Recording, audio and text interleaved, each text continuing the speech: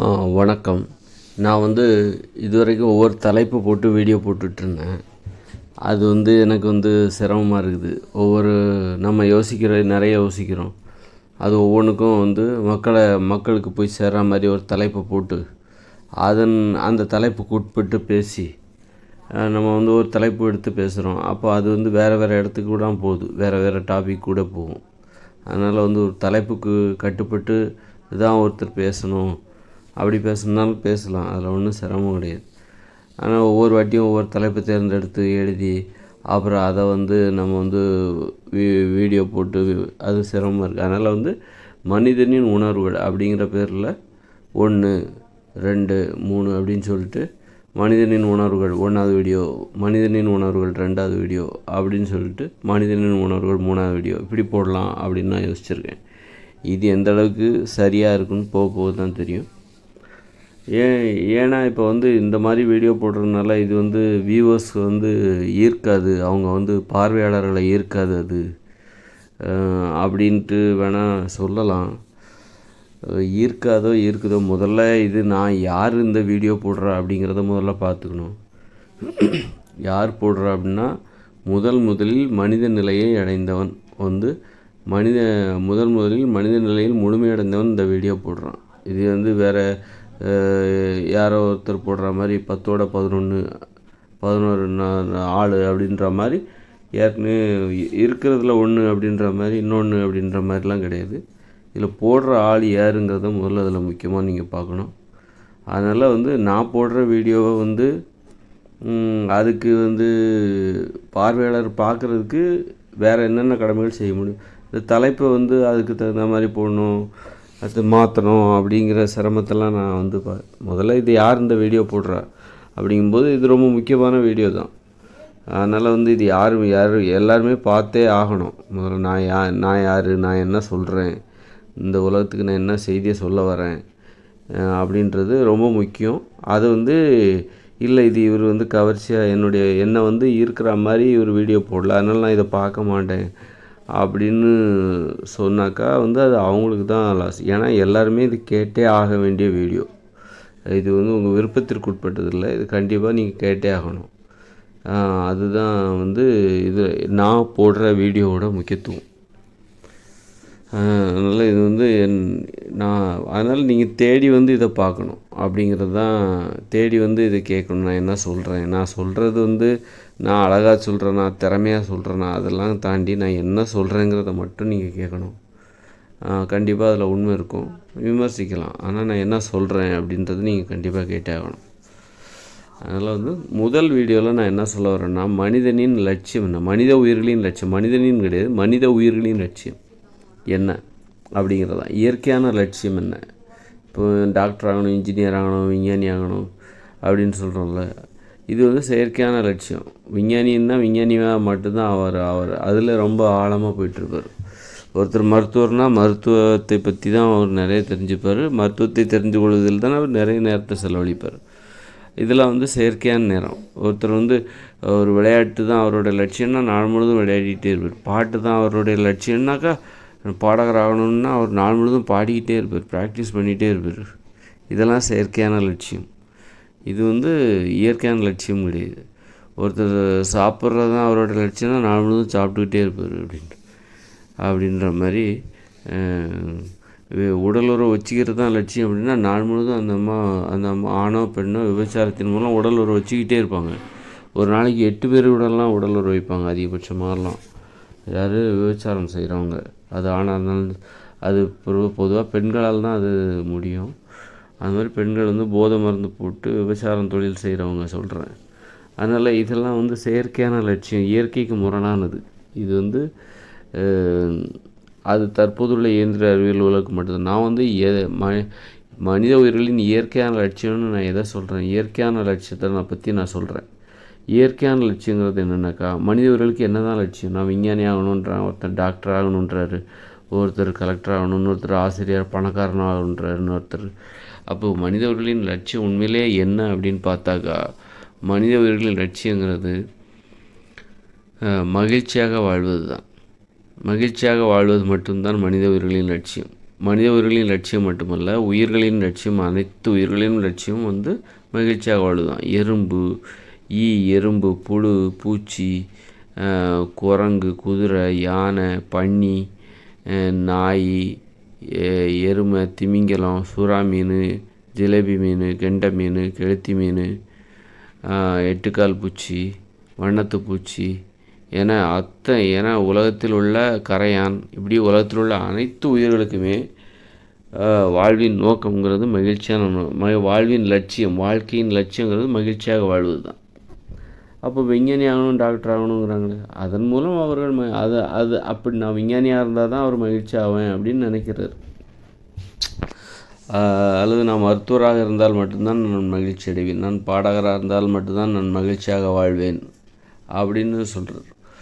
ஆனால் வந்து இது வந்து செயற்கையான ஒரு லட்சியம். அவர் ஒன்றா தான் இருக்கிறார். விஞ்ஞானின்னா விஞ்ஞானியாக தான் இருக்கிறார். அவர்கிட்ட வந்து ஒரு பாடகர் இல்லை, ஒரு டான்ஸர் இல்லை, ஒரு நடன கலைஞர் அவருக்குள்ளே இல்லை, ஒரு ஓவியம் அவர் வரைய மாட்டார், கதை வந்து சொல்ல மாட்டார். ஆனால் வந்து இயற்கையான லட்சியவாதி இருக்காங்களா, மகிழ்ச்சியாக வாழ வேண்டும் அப்படிங்கிற லட்சியவாதி வந்து எல்லாமுமாக இருப்பார். அவர் விஞ்ஞானியாக இருப்பார், மருத்துவராக இருப்பார், அப்புறம் வந்து ஒரு நடன கலைஞராக இருப்பார், ஒரு ஓவியராக இருப்பார், அல்லது ஒரு கதை சொல்லுகிற ஒரு கதாசிரியராக இருப்பார். இப்படி அப்புறம் வந்து விவசாய தொழில் செய்வார். அப்புறம் இப்படி அப்புறம் குடும்பத்தோட நேரம் செலவழிப்பார். இப்படி எல்லாமுமாக இருப்பவர் தான் மகிழ்ச்சியாக வாழ்வதற்கு தகுதியானவர். அது இயற்கையான லட்சியத்திற்கு தகுதியானவர். இயற்கையான லட்சியமான மகிழ்ச்சியாக வாழ்தல் என்கிற இப்போ வந்து சரி, ஒரு மருத்துவர் ஆகணும், விஞ்ஞானி ஆகணும்னு சொல்கிறாங்களே, இவங்களாம் மகிழ்ச்சியாக இருக்காங்களா, மகிழ்ச்சியாக இருக்கிறாங்களா அப்படின்னா உண்மையில் இவங்க மகிழ்ச்சியாக இருக்கிறாங்களா அப்படின்னா இல்லைன்னு தான் சொல்ல முடியும். நான் விஞ்ஞானியாக போகிறேன் அப்படின்னு சொல்லிட்டு ஒரு நாளில் வந்து பெரும்பாலான நேரம் ஆராய்ச்சியே பண்ணிகிட்டு கிடப்பாங்க. அப்புறம் இவங்கெல்லாம் மகிழ்ச்சியாக இருக்காங்களா? மற்றவங்கள வந்து அடிமைத்தனமாக வேலை வாங்கி தன்னுடைய உயர்வுக்காக மற்றவங்கள டிஸ்டர்ப் பண்ணிவிட்டு, மற்றவங்களை வற்புறுத்தி கடுமையாக வேலை வாங்கி தன்னையும் வந்து வற்புறுத்தி பிறரையும் வற்புறுத்தி அதன் மூலம் இவங்க தன்னுடைய லட்சியத்தை அடையணும். அப்போ வந்து ஒரு வேலை ஒழுங்காக நடக்கலைன்னா சக பணியாளர்களை வந்து திட்ட வேண்டியிருக்கும், ரொம்ப கடுமையாக நடந்துக்க வேண்டியிருக்கும். இப்படிப்பட்ட நிறைய சந்தர்ப்பங்கள்லாம் அந்த மாதிரி லட்சியவாதிகளோட வாழ்க்கையில் நடக்கும். அதனால் இவங்க வந்து உண்மையிலே அந்த இடத்துல வந்து லட்சியம் ஒரு மகிழ்ச்சியாக இருக்கிறதுங்க வந்து எல்லாருக்கும் சாத்தியம் கிடையாது. அது ரொம்ப கடினமானது. அது வேறு மாதிரியான ஒரு மகிழ்ச்சி அப்படின்றது தான். இயற்கையான லட்சியங்கிறது ரொம்ப பாதுகாப்பானது, ரொம்ப மென்மையானது. மென்மையாக மகிழ்ச்சியாக வாழ்வது தான். ஆனால் மென்மையாக மகிழ்ச்சி, அதில் ஒரு மென்மைத்தன்மை இருக்கும். இதில் வந்து எல்லாமே இருக்கும். ஓய்வு இருக்கும். ஒரு விஞ்ஞானி ஆகணுங்கிறவருக்கு ஒரு பகலில் அவர் தூங்குறதுக்கு நேரம் கிடைக்காது. பகலில் மட்டும் இல்லை, நைட்டு கூட தூங்குறதுக்கு அவருக்கு நேரம் கிடைக்காது. ஒரு மருத்துவரில் ஒரு பெரிய மருத்துவர் ஆகணும் அப்படின்னா அவர் மருத்துவரான பிறகு அவருக்கு வந்து பகலில் கூட தூங்குறதுக்கு நேரம் இருக்காது, இரவில் கூட தூங்குறதுக்கு நேரம் இருக்காது. அந்த மாதிரி கடினமாக உழைக்கணும், தியாகம் பண்ண, உடல் ஆரோக்கியத்தை தியாகம் பண்ண. அவரால் உடலை ஆரோக்கியமாக வச்சுக்க முடியாது, உடலை உறுதியாக வச்சுக்க முடியாது, உடலுக்கு தேவையான ஆரோக்கியமான உணவுகளை உண்ண முடியாது. அதில் ஒரு கவனம் செலுத்தணும். அப்போ இந்த உலகத்தில் தற்போதுள்ள இயந்திர அறிவியல் உலகில் யார் தன்னுடைய உடலை பற்றி உடலை வந்து ஆரோக்கியமாக வச்சுக்க முடியும் அப்படின்னா அதே லட்சியமாக வச்சுக்கணும். அப்போ தான் அவனுடைய உடலை நீ ஆரோக்கியமாக வச்சுக்க முடியும். ஒன்று ஜிம்மில் ஒர்க் அவுட் பண்ணுற ஆணாக பாடி பில்டர்ஸ் மாதிரி இருக்கணும், அல்லது முழு நேரமும் யோகாசனம் பண்ணுகிற ஒருவராக இருக்கணும், அல்லது வந்து ஊட்டச்சத்து நிபுணராக இருக்கணும். இப்படி ஏதாவது ஒன்றா இருந்தால் மட்டும். ஊட்டச்சத்து நிபுணர் வந்து உடலை உறுதியாக வச்சுக்க மாட்டார், அவர் ஊட்டச்சத்தை மட்டும் தான் பேசிகிட்டு இருப்பார். அப்போ யோகாசனம் பண்ணுறவர் யோகாசனத்தை மட்டும் தான் பண்ணிகிட்ருப்பார். அவரால் ஊட்டச்சத்தில் பெரிதாக கவனம் செலுத்த முடியாது, ஆனால் ஓரளவுக்கு கவனம் செலுத்த முடியும். இப்படி ஒவ்வொரு துறையில் போயிட்டால் அந்த துறையிலே போயிட வேண்டியது, இன்னொரு துறையில் காலடி வைக்க முடியும், முழுமையாக இருக்க முடியாது. ஒரு மனித உயிர் அப்படின்னா ஒரு ஆணோ பெண்ணோ எப்படின்னா அவங்க டான்ஸ் ஆடணும், பாட்டு பாடணும், கதை சொல்லணும், பேசணும், குடும்ப வாழ்க்கையில் ஈடுபடணும், காதலிக்கணும், காம உறவுகளில் ஈடுபட வேண்டும். தினமும் அல்லது ஒரு நாள் விட்டு ஒரு நாள், 2 நாளைக்கு ஒரு வேளை அல்லது 3 நாளைக்கு ஒரு வாட்டி. ஆனால் இந்த விஞ்ஞானிகளோ அல்லது டாக்டர்களோ இந்த மாதிரி கடினமாக உழைக்கிறவங்களாம் இருக்காங்களா, நான் விஞ்ஞானி ஆகிறேன், டாக்டர், இவங்களுக்கு குடும்பத்தோட நேரம் செலவழிக்க நேரம் இருக்காது. வாரத்தில் ஒரு நாள் அல்லது 1 மணி நேரம் வந்து சந்திச்சுட்டு போவாங்க. அந்த மாதிரி தான் இருக்கும். ரொம்ப நடுராத்திரியில் வீட்டுக்கு வருவாங்க, அதிகாலையில் எழுந்திரிச்சு போகணும். அந்த மாதிரி ஒரு தனிப்பட்ட வாழ்க்கையை தியாகம் செஞ்சால் மட்டும்தான் இவங்களால மகிழ்ச்சியாக வாழ முடியும். தனிப்பட்ட வாழ்க்கையவே லட்சியமாக வச்சுக்கிறது தான் வந்து இயற்கையோடு இணைந்த மனித வாழ்க்கை. அதாவது இயற்கையான மனித உயிர்களின் லட்சியங்கிறது எப்படின்னாக்கா, தனிப்பட்ட வாழ்க்கையை வந்து லட்சியமாக பார்க்கணும். ஆனால் வந்து தற்போதுள்ள இயந்திர அறிவியல் உலகில் வந்து மனித உயிர்களின் லட்சியங்கிறது எப்படிப்பட்டதுன்னா, எப்படிப்பட்டது அப்படின்னாக்கா, தற்போதுள்ள இயந்திர அறிவியல் உலகின் மனித உயிர்களின் மக்களுடைய லட்சியங்கிறது வந்து தனிப்பட்ட வாழ்க்கையை நீ தியாகம் பண்ணிடு, குடும்ப வாழ்க்கையை தியாகம் பண்ணிடு. குடும்பத்தை பற்றிலாம் நீ கவலைப்பட்ட, உன்னுடைய உடம்பை பற்றி நீ கவலைப்பட்ட, ஓய்வு எடுக்கணும், 8 மணி நேரம் தூங்கணும், அப்படிலாம் யோசிச்சேன்னு வச்சுக்கோங்க, நீ வந்து டெய்லி என் பொண்டாட்டியை பார்க்கணும், என் பிள்ளை குட்டிகளை பார்க்கணும், அல்லது என் காதலியை பார்க்கணும், காதலிக்கணும், அப்படி இப்படின்னு நினச்சா அவனுடைய லட்சியத்தில் நீ எந்த முன்னேற்றமும் அடைய முடியாது. அதனால் வந்து ஒரு தற்போதுள்ள இயந்திர அறிவியல் உலகில் வந்து உன்னுடைய தனிப்பட்ட வாழ்க்கை, நீ மகிழ்ச்சியான வாழ்க்கை, தனிப்பட்ட வாழ்க்கை தான் ஒரு மகிழ்ச்சியான வாழ்க்கை அப்படின்னு நம்ம சொல்லுவோம். ஒரு ஆரோக்கியமான, உடலுக்கு ஆரோக்கியம் தருகிற வாழ்க்கை, அதை நீ தியாகம் பண்ணிவிடு. அதை பற்றி நீ உன்னுடைய உடல் ஆரோக்கியத்தை பற்றி நீ லட்சியமாக வச்சுக்காத. உன்னோட உடல் ஆரோக்கியத்தை தியாகம் பண்ணு, உன்னுடைய உயிரை பணயமாக வை அப்படின்னு சொல்லுவது தான் தற்போதுள்ள இயந்திர அறிவியல் உலகங்கிறது. என்ன சொல்லுதுன்னா, உன்னுடைய உடலை வந்து உன்னுடைய உடலையும் உயிரையும் பணயமாக வைத்து விடு. அது குறித்து நீ கவலைப்படாதே, நீ சாவதற்கும் துணிந்து விடு. அதுதான் வந்து தற்போதுள்ள இயந்திர அறிவியல் உலகில் வச்சிருக்கிற உள்ள நிபந்தனை. இங்கே ஒரு லட்சியத்துடன் வாழ வேண்டும்னா அதற்கு. ஆனால் வந்து இயற்கையான மனித உயிர்கள் நீ உயிரை பணயமெல்லாம் வைக்காத. உன் உயிரை பாதுகாக்கிறது தான் அங்கே லட்சியமாகவே இருக்குது. உன் உடல் ஆரோக்கியத்தை பாதுகாப்பது தான் அங்கே லட்சியமாக இருக்கிறது. அதனால் வந்து இயற்கையான மனித உயிர்களின் லட்சியங்கிறது என்னென்னாக்கா மகிழ்ச்சியாக வாழ்வது. அப்போ அது எதெல்லாம் நிர்பந்தப்படுத்துதுன்னா, உடல் ஆரோக்கியமாக இருக்கணும், உடல் உறுதியாக இருக்கணும், நல்லா தூங்கணும், ஒரு 10-12 மணி நேரம் தூங்கணும். ஏன்னா வந்து நீங்கள் வந்து ஒரு இயற்கையான மனித உயிர்களின் லட்சியம் இருக்குல்ல, இயற்கையான லட்சியம், அந்த லட்சியத்தின்படி வாழ்ந்தால் தற்போதுள்ள இயந்திர அறிவியல் உலகமே செயலிழந்துடும். அதாவது இந்த உலகத்தில் இருக்கிற எல்லாருமே தினமும் ஒரு 10 மணி நேரம் தூங்குறாங்கன்னு வச்சுக்கோங்க, அல்லது 8 மணி நேரத்துக்கு மேலே தூங்குறாங்கன்னு வச்சுக்கோங்க, இந்த உலகமே செயலிழந்து போயிடும். ஏன்னா இந்த உலகம் யாருடைய கையில் இருக்குன்னா லட்சியவாதிகளோட கையில் இருக்குது, அவங்களோட பொறுப்பில் இருக்குது. அப்போ அவங்கெல்லாம் யார் அப்படின்னா விஞ்ஞானிகள். அப்படிப்பட்டவங்க விஞ்ஞானிகள், பெரிய மருத்துவ ஆராய்ச்சியாளர்கள், கடினமாக உழைக்கக்கூடியவர்கள், 18 மணி நேரம். இவங்கெல்லாம் வந்து டெய்லி 8 மணி நேரம் 10 மணி நேரம் நான் தூங்கணும், அல்லது நான் வந்து என் பொண்டாட்டி பிள்ளைகளோட நேரத்தை செலவிடணும், குடும்பத்தோட நேரத்தை செலவிடணும் அப்படின்லாம் நினச்சாங்கனாக்கா இந்த உலகமே செயலிழந்து போயிடும். அப்புறம் அவங்க வேலையை யாருமே பார்க்க முடியாது. அதனால் வந்து அவங்களுக்கெல்லாம் வந்து என்னுடைய உடல் ஆரோக்கியத்தை பற்றி எனக்கு கவலையே கிடையாது. என்னுடைய லட்சியத்திற்காக நான் என் உயிரையும் கொடுப்பேன். அதுதான் வந்து லட்சியத்திற்காக நம்ம உயிரையும் கொடுக்கணும். அதுதான் வந்து அப்படிங்கிற மாதிரி இது இயற்கையான லட்சியத்துலேயும் இருக்கும். அதாவது என்னுடைய உயிரை பாதுகாப்பதற்காக நான் என் உயிரையும் கொடுப்பேங்கிற மாதிரி தான் இயற்கையான லட்சியம். அப்படி அந்த அளவுக்கு தீவிரமாக இருக்கணும். உயிரை பாதுகாப்பதற்காக நான் வந்து எந்த எல்லைக்கும் போவேன் அப்படின்னு. அல்லது என்னை சார்ந்தவர்களுடைய ஒரு ஆண் வந்து தன்னை சார்ந்த ஒரு பெண்ணிற்காக அவன் உயிரையும் கொடுப்பான் அப்படின்ற மாதிரி. ஒரு பெண்ணின் உயிர் தான், அதாவது உயிரோடு வாழணும், உடல் ஆரோக்கியத்தோடு வாழணும் அப்படிங்கிறது வந்து ஒரு ஆணுக்கு தன்னுடைய உடல் அதுமாதிரி பெண்ணுக்கு தன்னுடைய உடல் அப்படிங்கிறத தாண்டி ஒரு ஆண் பெண் இருவருக்குமே பெண்ணின் உடலை பாதுகாப்பது, பெண்ணின் ஆரோக்கியத்தை பாதுகாப்பது. பெண்ணுக்கு வந்து அந்த உடல் வந்து உறுதியாக இருக்கணும், ஆரோக்கியமாக இருக்கணும். அந்த பெண் வந்து தினமும் பாட்டு பாடணும், தினமும் ஆடணும், டான்ஸ் ஆடணும். இதுதான் ஒரு ஆணின் லட்சியம். அப்போது ஒரு பெண் தினமும் வந்து மகிழ்ச்சியாக வாழ்ந்தால் ஆணும் மகிழ்ச்சியாக வாழ்வான். பெண் மகிழ்ச்சியாக வாழ வச்சுட்டு ஒரு பெண் வந்து உடல் உறுதியோடு இருக்கணும். அப்படிங்கும்போது அந்த பெண் ஒரு 8 மணி நேரம் தூங்கணும். அப்படிங்கும்போது அந்த ஆணும் 8 மணி நேரம் தூங்கி தான் ஆகணும். அல்லது 8 மணி நேரம் 10 மணி நேரம் தூங்க வேண்டியிருக்கும். ஏன்னா வந்து இயற்கையோடு இணைந்த மனித வாழ்க்கைங்கிறது மின்சாரம் இல்லாத ஒரு உலகம், தொழிற்சாலைகள் இல்லாத உலகம், மின் பல்புகள், மின் விளக்குகள் எதுவுமே இருக்காது. அதனால் வந்து என்ன பண்ணுவாங்கன்னா அதிகபட்சமாக சாயந்தரம் 7 மணிக்கு, இரவு 7 மணிக்கு படுக்க போயிடணும். ஏன்னா அங்கே மின் விளக்கெல்லாம் கிடையாது, இருட்டாயிடும் இரவு. அப்புறம் மறுநாள் விடிஞ்சால் மட்டும்தான் வெளியே வர முடியும். சூரியன் உதித்தால் மட்டும்தான் வீட்டை விட்டு வெளியே வர முடியும், குடிசை விட்டு வெளியே வர முடியும். அந்த மாதிரியான ஒரு வாழ்க்கை. அப்போ கிட்டத்தட்ட 10 மணி நேரத்துக்கு மேலே, குறைஞ்சது 10 மணி நேரம் அதிகமாக ஒரு 12 மணி நேரம் அவங்க தூங்கியே ஆகணும், தினமும் தூங்கியே ஆகணும். அப்படிப்பட்ட வாழ்க்கை தான் இயற்கையோடு இணைந்த மனித வாழ்க்கை. அப்படிப்பட்ட மனித வாழ்க்கையில் தான் இயற்கையான லட்சியமான மகிழ்ச்சியாக வாழ்கிற வாழ்க்கை முறையை வாழ முடியும்.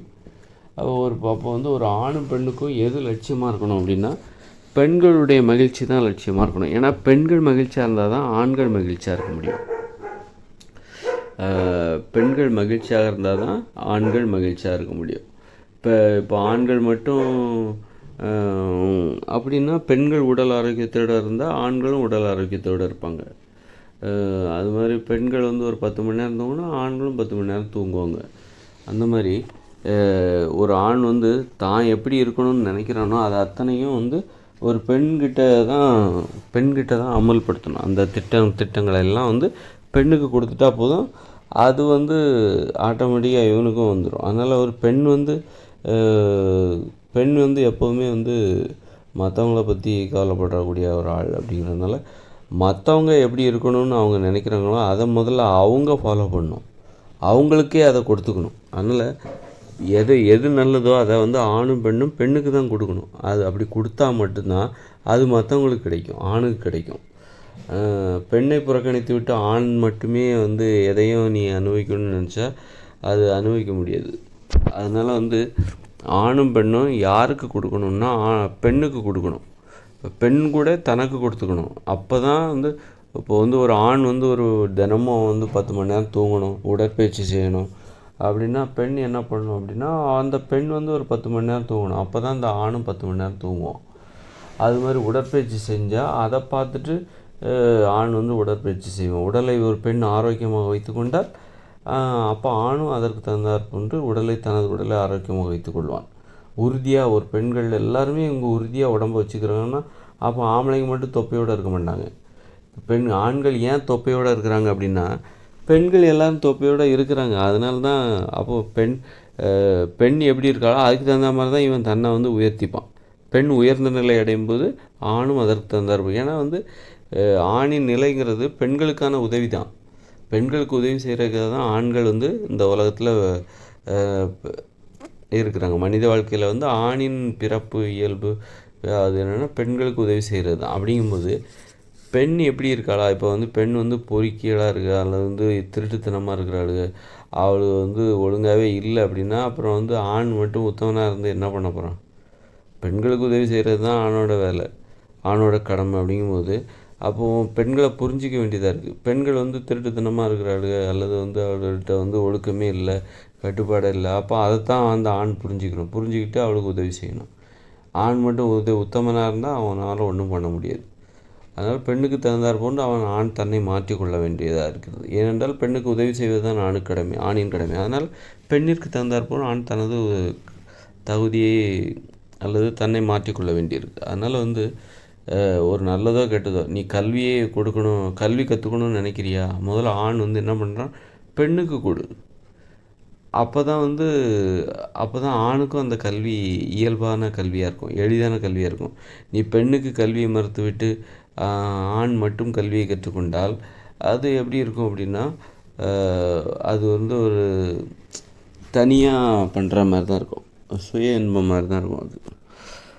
அதனால் வந்து ஏன்னா வந்து இப்போ வந்து தற்போதுள்ள இயந்திர அறிவியல் உலகில் பெண்களின் நிலை, நான் வந்து ஒரு இயற்கையான ஒரு மனித வாழ்க்கையில் பெண்களுக்கு உதவி செய்கிறது தான் ஆணின் வழக்கம் இயல்பு அப்படின்னு நான் சொல்கிறேன். ஆனால் தற்போதுள்ள இயந்திர அறிவியல் உலகம் என்பது செயற்கையான ஒரு உலகம். செயற்கையான உலகமான தற்போதுள்ள இயந்திர அறிவியல் உலகம் என்பது இங்கு வந்து ஆண்களுக்கு உதவி செய்வது தான் பெண்களுடைய இலக்கு. அப்படிங்கும்போது பெண்களுடைய லட்சியமாக இருக்க வேண்டும். ஏன்னா ஆண்கள் தான் தற்போதுள்ள இயந்திர அறிவியல் உலகின் கதாநாயகர்கள். பெண்களை வழிநடத்தக்கூடிய தகுதி வந்து ஆண்களுக்கு தான் இருக்குது.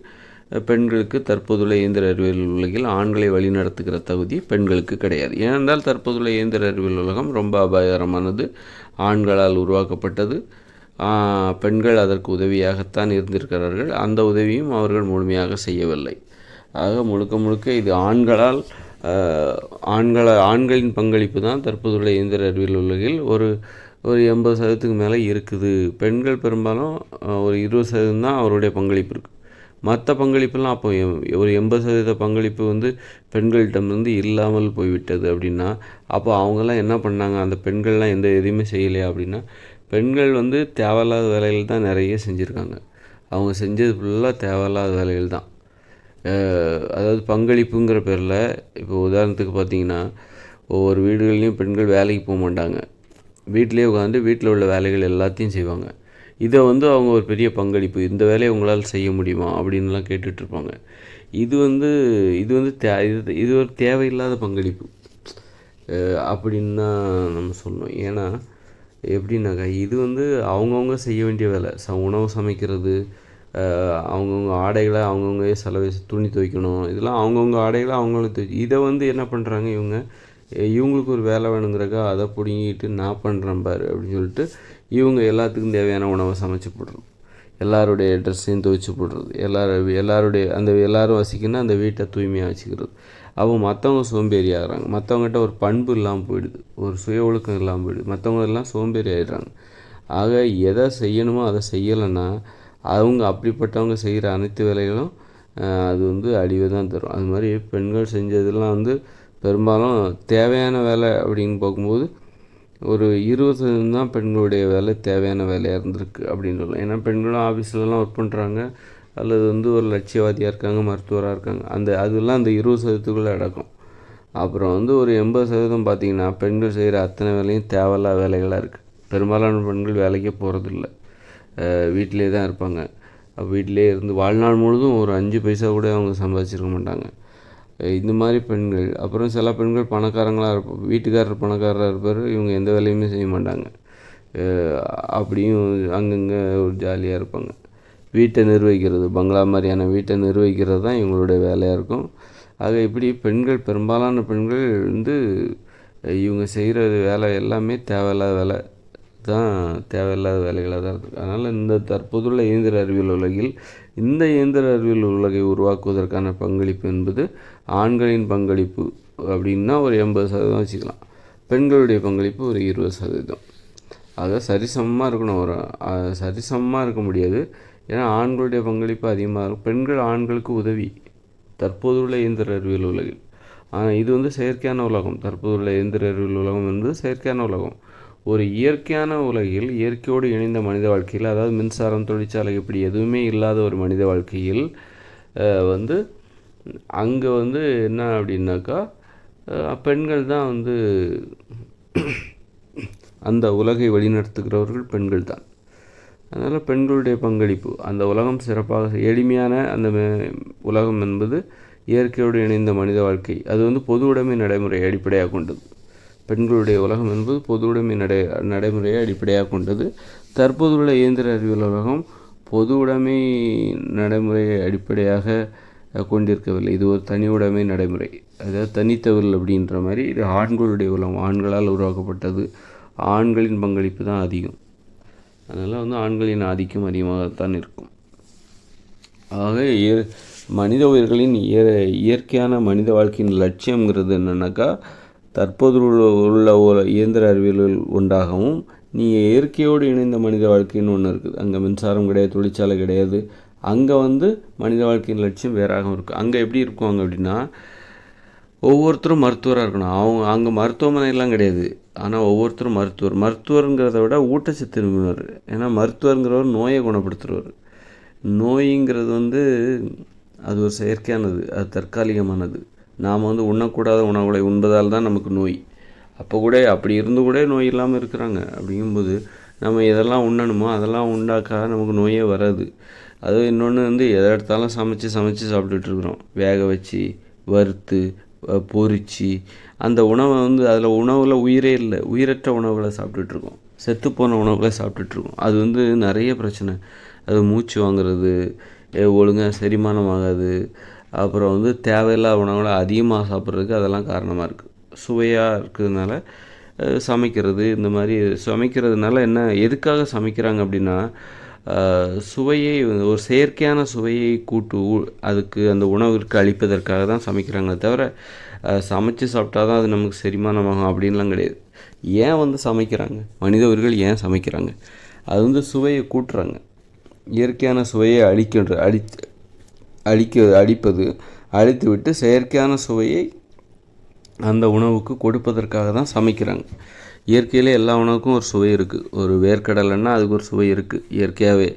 அந்த வேர்க்கடலை அவிக்கிறது அல்லது வறுக்கும்போது அதில் உள்ள இயற்கையான சுவை போய் அதில் ஒரு செயற்கையான சுவை உப்பு போட்டு பண்ணும்போது அதில் ஒரு செயற்கையான சுவை வந்துடுது. அதுக்காக தான் இப்படி செயற்கையான சுவையை ஊட்டுவதற்காக தான் நாம் வந்து சமைக்கிறோம். மற்றபடி சமைச்சு சாப்பிட்டா தான் அது நம்ம உடம்போட ஒட்டும், செரிமானமாகும், அப்படி எந்த இதுவுமே கிடையாது. சமைக்காமல் கிடையாது. சமைத்தல் அப்படிங்கிறது எப்போ சமைக்கணும் அப்படின்னா அது ஒரு மருத்துவம். எப்போ உடம்பு சரியில்லையோ அப்போ தான் நம்ம கொஞ்சம் ஒரு தண்ணியாக இருந்தாலும் சரி, வெந்நீராக இருந்தாலும் சரி, அது ஒரு மருத்துவம். வெந்நீர் போட்டு குடிக்கணும் அப்படின்னா அது உடம்பு சரியில்லாத போது தான் எப்போதும். அல்லது ஒரு குளிர் பிரதேசத்தில் வசிக்கிறவங்களுக்கு வெந்நீர் தேவைப்படலாம். அவங்கெல்லாம் குளிர்ந்த நீரை குடித்தா அவங்களுக்கு என்னவாகும் அப்படின்னு எனக்கு சரியாக தெரில. அவங்களுக்கு தான் இது வெந்நீர், சூடான உணவு தேவைப்படலாம். ரொம்ப பனி உறையிற பிரதேசங்களில் மக்கள் வசிக்கவே கூடாது. எங்கெல்லாம் பனி உறையவில்லையோ அங்கே மக்கள் குடிபெயர்ந்துடணும். ஏன்னா 2040க்கு பிறகு இந்த இயந்திர அறிவியல் உலகமே செயலிழக்க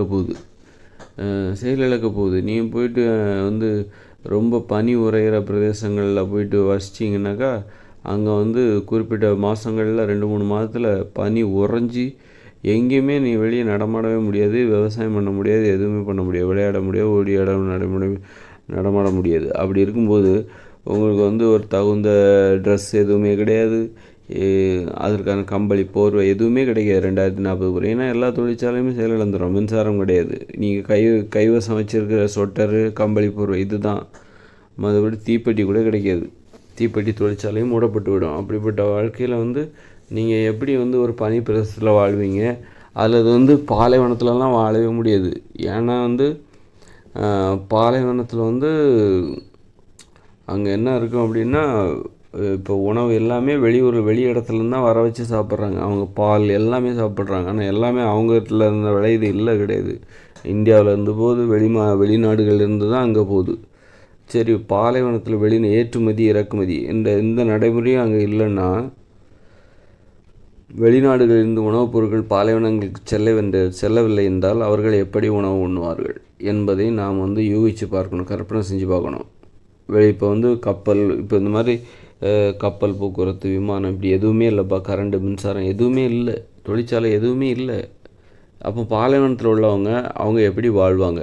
ஏன்னா பயங்கரமான வெயில் அடிக்கும். அவங்க இப்போ 2040க்கு பிறகு அதுக்கப்புறம் தொழிற்சாலை எதுவுமே கிடையாது.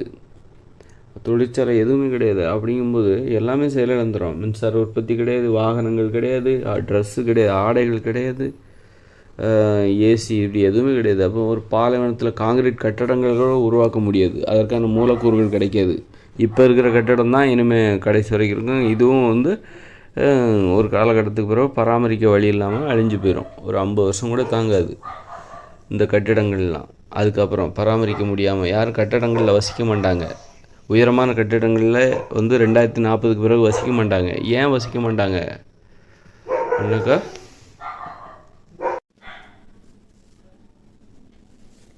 2040 அப்புறம் தொழிற்சாலை கிடையாது, மின்சாரம் கிடையாது, கரண்ட்டு கிடையாது, சிமெண்டெல்லாம் கிடைக்காது.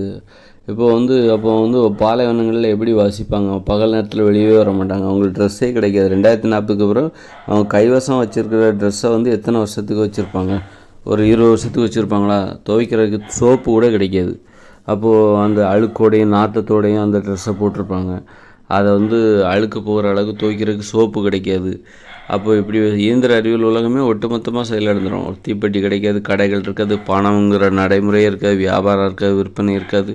அப்போ பாலைவனத்தில் எப்படி வசிக்க முடியும்?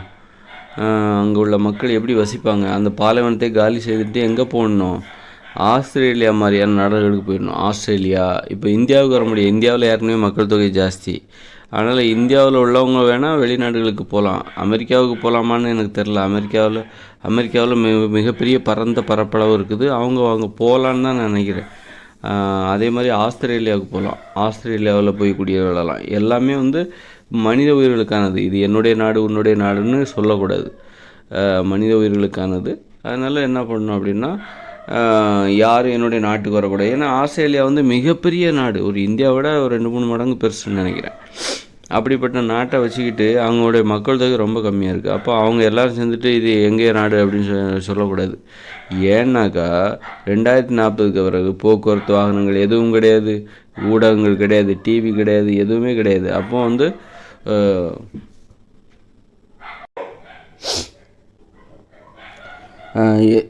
இப்படி எதுவுமே கிடையாது.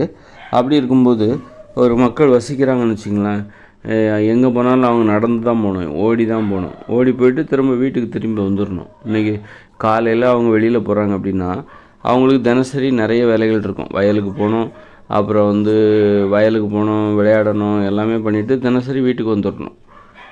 இன்றைக்கி நம்ம வந்து ஒருத்தர் வந்து 50 கிலோமீட்டருக்கு அங்கே 100 கிலோமீட்டர் அங்கே உள்ள ஒரு நகரத்துக்கு போய் வேலை செஞ்சுட்டு வீட்டுக்கு வர்றாரு. அது காரணம் என்னென்னா ட்ரெயின் வசதி இருக்குது, பஸ் வசதி இருக்குது, கார் வசதி இருக்குது. அதனால் ரொம்ப தூரத்துக்கு வேலைக்கு போயிட்டு அவர் திரும்பவும் வந்து வீட்டுக்கு வந்துடுவார். இந்த வசதி இருக்கிறதுனால தான் வந்து ஆனால் அதே இது நம்ம நடந்து தான் போகணும், எங்கே போனாலும் நடந்து தான் போகணும், ஓடி தான் போகணும். வேகமாக போனால் ஓடணும், மெதுவாக போனால் நடந்து போகணும். இப்படி நடந்தும் ஓடியும் போகணும் அப்படின்னா நாம் வந்து எவ்வளோ தூரம் போவோம், டெய்லி எவ்வளோ தூரம் போயிட்டு எவ்வளோ வீட்டுக்கு வருவோம். நம்ம தோட்டம் பக்கத்துலேயே இருக்கணும். ஏன்னா நடந்து போகிற தொலைவில் தோட்டம் இருக்கணும். தோட்டம் ரொம்ப தூரமும் இருக்கக்கூடாது. அது சும்மா ரொம்ப பின்னாடி பார்த்தா தோட்டம் தெரியணும். ஒவ்வொரு வீட்டு பின்னாடியும் பார்த்தா அவங்கவுங்க தோட்டம் தெரியணும்.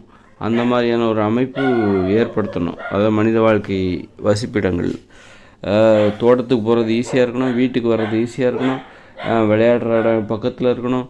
அப்புறம் வந்து இப்படி குடியிருப்பும் பக்கத்தில் இருக்கும், குடியிருப்பு பக்கத்தில் தோட்டமும் இருக்கணும். அது மாதிரியான ஒரு அமைப்பு மனித வாழ்விடத்தில் இருக்கணும். அதெல்லாம் நான் உருவாக்கிட்டேன். அது அதாவது 2040க்கு பிறகு இந்த மனிதர்கள் எப்படி வாழணுமோ, இயற்கையோடு இணைந்த மனித வாழ்க்கையில் எப்படி வாழணும், அவங்க குடியிருப்புகள் எப்படி இருக்கணும், அவங்க தோட்டம் எங்கே இருக்கணும், எத்தனை ஏக்கர் இருக்கணும், அவங்க குடியிருப்புகள் வந்து ஒரு வீட்டு எப்படிலாம் இருக்கணும், எல்லாத்தையும் நான் வந்து வடிவமைச்சு வச்சுருக்கேன். எல்லாத்தையும் வரைஞ்சி வச்சுருக்கேன். அதை நான் வந்து வெளியிடுவேன் கண்டிப்பாக. இப்படிப்பட்ட வாழ்க்கை வாழும்போது நான் எதுக்காக இதான் சொன்ன வந்தேன், இந்த மாதிரி வீட்டை விட்டு வெளியே போனாங்கன்னாக்கா திரும்ப வீட்டுக்கு வந்தாகணும். ஏன்னா நடந்தும் ஓடியும் போகிற அந்த வாழ்க்கை முறை நடக்கிறது தான். அங்கே ஒரு குதிரை மேலாம் ஏறி போக மாட்டாங்க, சவாரி செய்ய மாட்டாங்க. ஏன்னா வந்து 2040க்கு பிறகு வரக்கூடிய மக்கள் வந்து மென்மையானவங்க, அவங்க வந்து ரொம்ப பாதுகாப்பானவங்க, அவங்க வந்து வருமுன்னே காக்கக்கூடியவங்க. சும்மா வந்து குதிரையெல்லாம் கட்டி எழுதுக்கிட்டு அதுக்கு ஒரு தீனி போடணும், அதை வந்து கட்டி காப்பாற்றணும். அப்புறம் அது வந்து ஒரு ஆபத்தானது, எப்போ எட்டி உதைக்குன்னு சொல்ல முடியாது. ஒரு தடவை எட்டி உதைச்சுன்னா அப்புறம் அவ்வளோதான், செத்து போயிடும். அதனால் ஆபத்தான விஷயங்களை செய்ய மாட்டாங்க 2040க்கு பிறகு போகிறவங்க. அதனால் வந்து எளிமையாக வாழ்கிறவங்க அந்த குதிரைகள், விலங்குகள் எல்லாம் வந்து போக்குவரத்து வாகனங்களாக பயன்படுத்த மாட்டாங்க. அதே நேரத்தில் உரம் தேவைப்படுகிறது, கால்நடைகளிடம் வந்து நமக்கு உரம் தேவைப்படுகிறது. அதனால அவங்க என்ன பண்ணுவாங்க, தோட்டங்களில் வந்து மாடு, கோழி இது வளர்ப்பாங்க. ஒவ்வொருத்தரும் 8 வயசுக்கு மேற்பட்ட ஒவ்வொருத்தருக்கும் 2 ஏக்கர் விளைநிலம் கொடுத்துட்டாக்கா அவங்க அதில் வந்து ஒரு ஏக்கரில் என்ன பண்ணுவாங்க அப்படின்னா கால்நடைகளையும் வளர்ப்பாங்க. அவைகளுக்கு தேவையான உணவு அந்த 1 ஏக்கரில் கிடைக்கும். இன்னொரு 1 ஏக்கரில் காய்கறிகள், பழங்கள், கீரைகள், கிழங்குகள், இந்த மாதிரியான பயிர் வகைகள், தானியங்கள் இதெல்லாம் வந்து விளைய வைக்கிறது இன்னொரு ஏக்கரில். அப்போது இப்படி தான் வந்து மனித வாழ்க்கை வந்து 2040க்கு அப்புறம் இருக்கும். அப்படிப்பட்ட வாழ்க்கையில் இந்த பாலைவனத்துலலாம் வசிக்க முடியாது. பயங்கரமாக வெயில் அடிக்கும். அங்கே வந்து எந்த உணவையும் உற்பத்தி செய்ய முடியாது.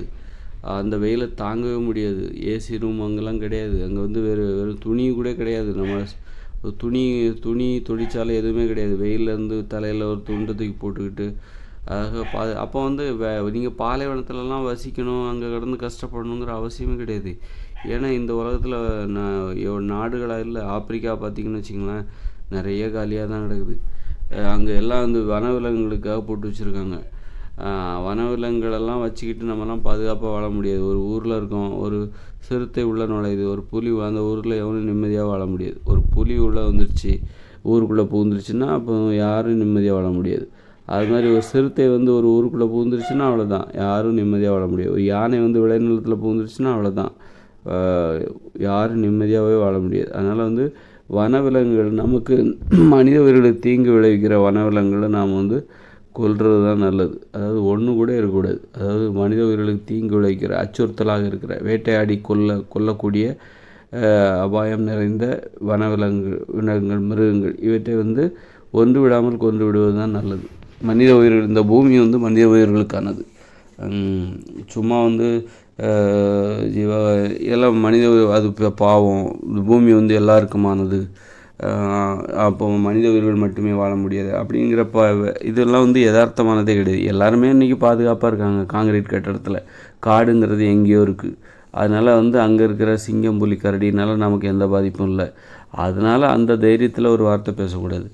அந்த தைரியத்தில் தான் வனவிலங்குகளை கொல்லக்கூடாது அப்படி இப்படின்னு சொல்கிறாங்க. அந்த கொல்லக்கூடாதுங்கிற வார்த்தை இந்த உலகத்துக்கு வேணால் ஏற்புடையதாக இருக்கலாம், தற்போதுள்ள இயந்திர அறிவில் உள்ளதுக்கு வேணால் ஏற்புடையதாக இருக்கலாம். ஆனால் நான் இந்த இயந்திர அறிவில் உள்ள 2040க்கு அப்புறம் செயலிழந்து போகுதே, அதுக்கப்புறம் வரப்போகிற ஒரு இயற்கையோடு இணைந்த மனித வாழ்க்கைங்கிறது காடுகளில் வாழப்போகிறோம். மனித உயிர்களின் வாழ்க்கை எங்கு நடைபெற போகுதுன்னா காடுகள், மனித உயிர்களால் உருவாக்கப்பட்ட காடுகளில் தான் நாம் வாழப்போகிறோம். அதனால் அங்கே நாம் புலியை கொல்லக்கூடாது, சிங்கத்தை கொல்லக்கூடாதுன்னா அது நம்மளை கொண்டுட்டு போயிடும். அது டெய்லி அது அதுக்கு சாப்பாடு அது பெருகிக்கிட்டே இருக்கும். அப்புறம் அது டெய்லி சாப்பிட்டுக்கிட்டே இருக்கும். அதுக்கு நம்ம இரையாகிட்டே இருப்போம். அதனால் அங்கெல்லாம் போலீஸு, ஆட்சி, அரசாங்கம், இராணுவம் எப்படின்னு எதுவுமே கிடையாது. அதனால் அவங்களுக்கு அதை புலியை கொல்லணும்னு தோணுதா கொன்றுடுவாங்க, சிங்கத்தை கொல்லணும்னு தோணுதா கொன்றுடுவாங்க. யாரும் அவங்கள ப்ளூ கிராஸ் அப்படிங்கிற அமைப்பெல்லாம் அங்கே கிடையாது. அதனால் அங்கே தனி மனித சுதந்திரம் நிறைந்தது. அது ஒரு நாடு, அரசாங்கம் அப்படிங்கிற ஒரு அமைப்பு அவங்கள கட்டுப்படுத்த முடியாது. தனி மனித உணர்வுகளை அமுக்க முடியாது. சரி, இப்போ நான் அடுத்த வீடியோவில் தொடர்ந்து பேசுகிறேன். நன்றி.